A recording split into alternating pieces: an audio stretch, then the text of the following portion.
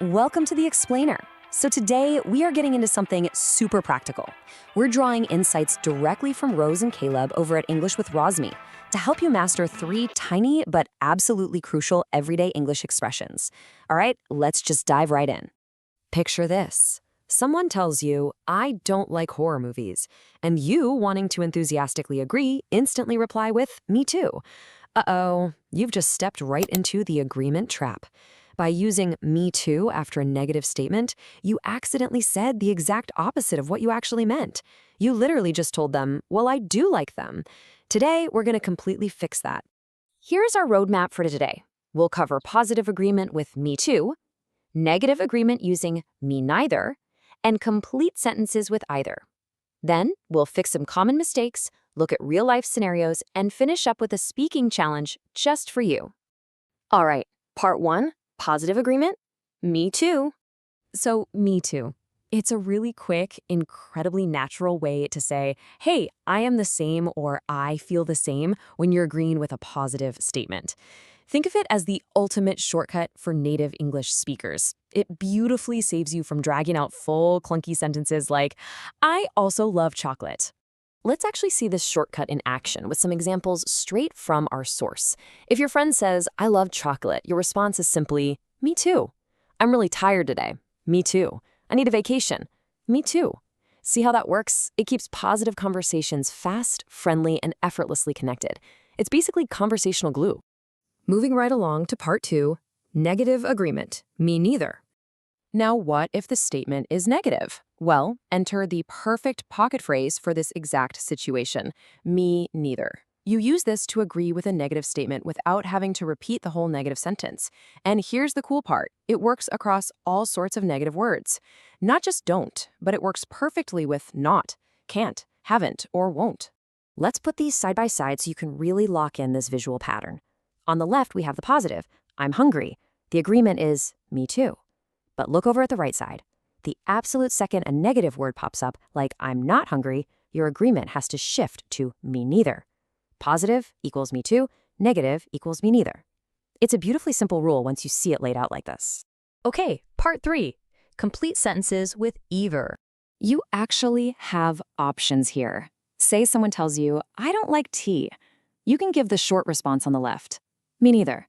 Or you can check out the right side and use a complete sentence. I don't like tea either. They are both perfectly natural and they mean the exact same thing. Notice how that word either just gets neatly tucked right at the very end of that complete negative sentence. And here is your ultimate cheat sheet. You might actually want to pause the explainer and snap a mental picture of this table because it sums up the entire system. Positive statement, short response is me too, and the complete sentence uses to at the end, like I am hungry too. Negative statement, short response is me neither, and the complete sentence uses either at the end, like I am not hungry either. It's structured, logical, and highly effective. Let's jump into part 4, fixing common mistakes. So you might hear someone say, I don't like spicy food too. And look, while it's common, it sounds incredibly unnatural to a native ear. Why? Because the positive word too is being forced into a negative sentence. The correct fix is over on the right. I don't like spicy food either. Always, always pair either with your full negative sentences. Now, you are definitely going to hear people say me either out in the real world. But as Rose and Caleb point out in our source material, it's actually considered a common mistake. If you want to master standard everyday English, you absolutely should rely on me neither as your go-to short response to a negative statement. Just save the word either strictly for those long, complete sentences. All right, part 5, real-life scenarios. Picture this. You're sitting in a cafe with a friend, and the conversation is just flying back and forth. One of you says, I'm starving. The other goes, me too. I want a burger. Me too. Then the pivot. I don't want fries. Me neither. I don't want a dessert either. Me neither. See how that flows? These tiny little expressions build a snappy, highly connected conversation without you sounding like a robot repeating everything. It just shows the other person you're actively listening and connecting on the fly. Let's look at a second scenario, planning a weekend getaway. I'm going to the beach this weekend. Me too. I'm not staying overnight. Me neither. I don't want to drive for 5 hours either. Me neither. Watch how naturally native speakers just bounce between positive and negative agreement. It's fluid, it's fast, and it creates a genuine moment of conversational connection. And finally, part 6, your speaking challenge. All right, it's your turn. Read the slide. Your friend says, "I don't like waking up early." How do you respond? Using just a short phrase. Go ahead, say it out loud. Take a second. Got it? The answer is, "Me neither." Why? Because that little word "don't" makes it a negative statement. Let's try another one. Your friend says, "I haven't seen that movie." What is your short response? Yep, you guessed it. It's also "me neither." The word "haven't" instantly triggers that negative agreement rule. Nailed it. Okay, time to level up.